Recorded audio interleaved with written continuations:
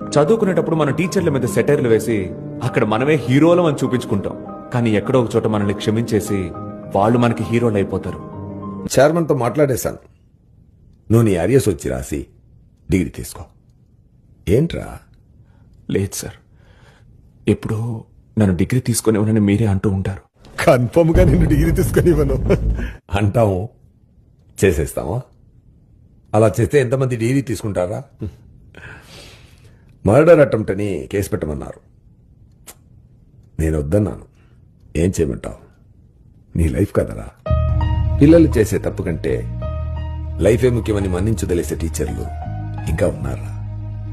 అలాంటి ఒకరి వల్లే నేను ఈరోజు ఇక్కడ ఉన్నా. ఇంకా బయలుదేరా.